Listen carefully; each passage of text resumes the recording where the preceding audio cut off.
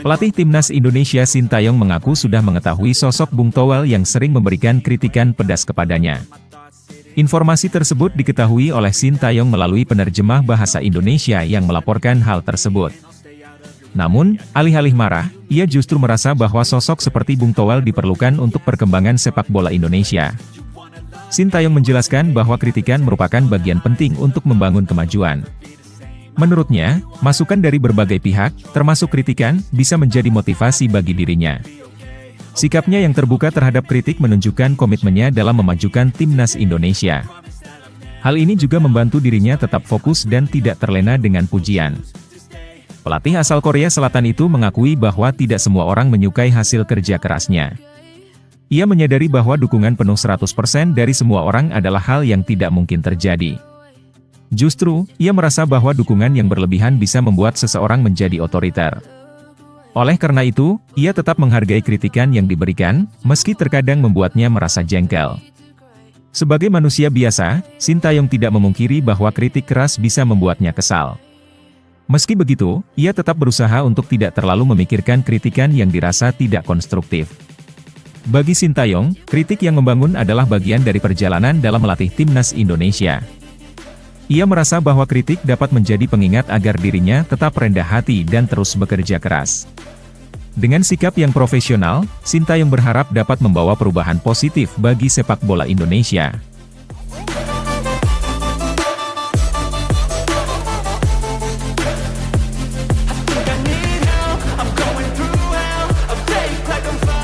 Tom Hai mengungkapkan satu penyesalan dalam karirnya setelah berbincang dengan Jay Itzes di kanal YouTube pribadinya. Dalam wawancara tersebut, Tom tak ragu memberikan pujian atas performa luar biasa Jay Itzes yang kini bersinar di Serie A Italia. Tom menyebut Jay sebagai contoh pemain yang disiplin dan berani mengambil risiko besar demi mengembangkan karirnya. Menurutnya, Jay adalah sosok yang konsisten menjalani kehidupan dengan standar tinggi, baik di dalam maupun di luar lapangan. Dedikasi semacam itu, ujar Tom, menjadi teladan yang langka, terutama di era modern yang penuh dengan gangguan. Selain memuji Jay, Tom juga merenungi karirnya sendiri di masa lalu. Ia mengakui bahwa sebagai pemain muda berbakat, ia sempat diincar oleh beberapa tim top Eropa karena penampilannya yang impresif di timnas Belanda level usia. Namun, ia merasa langkahnya kurang maksimal karena tidak cukup berani mengambil risiko untuk berkembang lebih jauh. Meskipun mencatatkan lebih dari 60 penampilan di tim utama AS Alkmaar pada usia muda, Tom merasa pencapaian itu masih menyisakan penyesalan. Ia mengakui bahwa bakat alami yang dimilikinya sering membuatnya mengandalkan talenta daripada kerja keras. Akibatnya, kesempatan untuk meningkatkan kemampuan fisik dan mental di masa mudanya banyak terlewatkan. Tom mengakui bahwa jika ia lebih disiplin dan berinvestasi lebih banyak pada dirinya sendiri saat muda, ia mungkin bisa mencapai tingkat yang lebih tinggi dalam karirnya. Refleksi ini menjadi pelajaran penting baginya sekaligus pesan berharga untuk generasi pemain muda agar tidak menyia-nyiakan potensi mereka.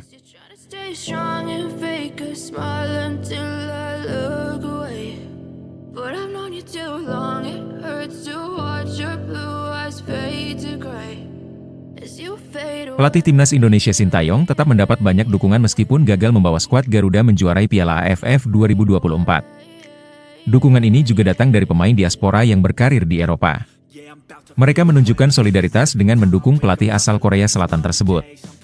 Sintayong pun menyampaikan rasa terima kasih lewat media sosial. Dalam postingannya, ia mengungkapkan bahwa para pemain Timnas Indonesia sudah bekerja dengan sangat baik. Meski skuadnya masih muda, mereka mampu bersaing di level tinggi dan menunjukkan potensi besar. Pernyataan Sintayong mendapat respons positif dari banyak netizen. Sejumlah pemain diaspora seperti Sandy Walsh dan Justin Hubner juga ikut memberikan dukungan. Mereka menunjukkan apresiasi dengan memberi tanda love pada postingan Sintayong. Dukungan dari para pemain diaspora ini mencerminkan solidaritas yang kuat, meskipun hasil di Piala AFF tidak sesuai harapan. Ini menunjukkan semangat untuk terus berkembang, tidak hanya bagi Sintayong, tetapi juga bagi seluruh Timnas Indonesia. Dengan adanya dukungan ini, diharapkan Timnas Indonesia dapat terus melangkah maju. Fokus utama sekarang adalah mempersiapkan tim yang lebih matang dan meraih hasil yang lebih baik di kompetisi internasional berikutnya.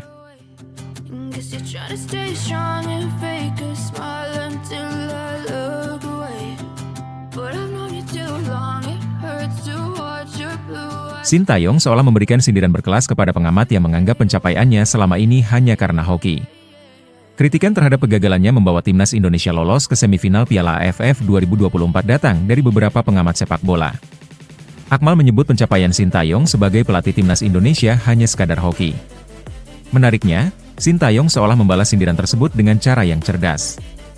Di akun Instagram pribadinya, ia membagikan 11 foto perjalanan timnas Indonesia di Piala AFF 2024. Salah satu foto menarik adalah foto dirinya bersama striker Hoki Caraka. Dalam 11 foto yang dibagikan, hanya ada 2 pemain yang terlihat, yakni Hoki Caraka dan Muhammad Ferrari. Tindakan ini bisa dianggap sebagai sindiran halus dari Sintayong kepada mereka yang menganggap keberhasilannya karena hoki.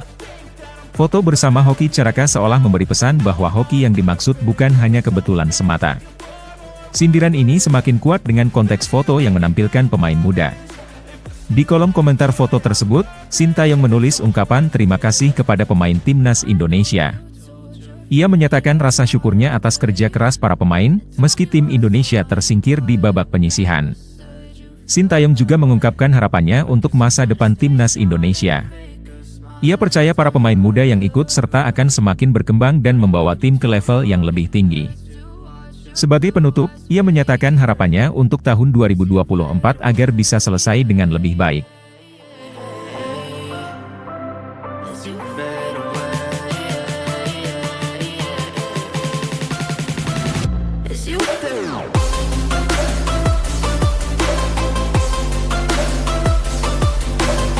Salah satu media Australia The Roar menyoroti performa timnas Indonesia jelang pertemuan dengan Australia di kualifikasi Piala Dunia. Sorotan ini muncul menjelang laga ke-7 grup C zona Asia putaran ketiga yang akan digelar tahun depan. The Roar mencatat kegagalan timnas Indonesia di Piala AFF 2024, di mana mereka tersingkir lebih awal. Menurut The Roar, timnas Indonesia yang mayoritas diperkuat pemain muda tampil mengecewakan di Piala AFF 2024.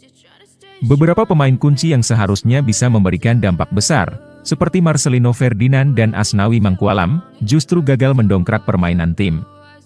Media ini bahkan menyebutkan bahwa performa buruk pemain senior menjadi salah satu faktor penyebab kegagalan tim Garuda di turnamen tersebut.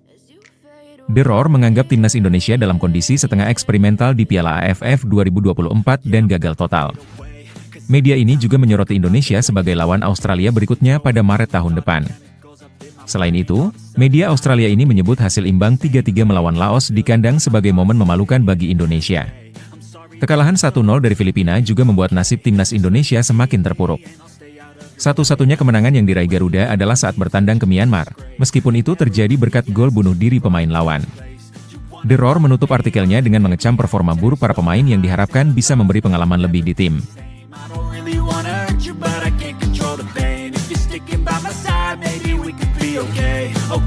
Okay, maybe you could be the change I need today. I promise that I've never felt this way. I really hope that you will choose to stay through all the pain. Salah satu media asal Cina Sohu tiba-tiba mengucapkan salam perpisahan kepada timnas Indonesia. Ternyata, ucapan perpisahan ini merupakan bentuk kepercayaan diri Cina terkait datangnya pemain naturalisasi baru. Cina merasa yakin bisa mengalahkan timnas Indonesia dan Arab Saudi hanya karena kedatangan pemain-pemain baru tersebut. Media Cina itu juga melaporkan bahwa pelatih Cina terus mencari pemain baru untuk memperkuat timnya, terutama dalam menghadapi laga yang tersisa melawan timnas Indonesia. Beberapa pemain yang disebut akan bergabung adalah Serginho, Oscar, Delgado, dan Ho Yongyong. Dengan bergabungnya 4 pemain naturalisasi tersebut, Sohu merasa optimis bahwa timnas Cina akan menjadi lebih kuat. Media tersebut bahkan menyebut timnas Indonesia harus pamit karena gagal meraih tiket ke Piala Dunia 2026. Namun, Sohu tidak sepenuhnya meremehkan kemampuan timnas Indonesia. Meskipun begitu yakin dengan kekuatan baru yang dimilikinya, media Cina tersebut tetap menyadari bahwa pertandingan melawan Indonesia di kandang sendiri akan memberikan tantangan tersendiri. Dengan materi pemain yang cukup bagus, timnas Indonesia memiliki peluang lebih besar untuk menang melawan Cina pada Juni 2025. Kemenangan melawan Cina bisa menjadi langkah besar bagi timnas Indonesia untuk meraih tiket ke Piala Dunia 2026. Dengan dukungan penuh dari pemain muda dan semangat yang tinggi, peluang tersebut tetap terbuka bagi skuad Garuda.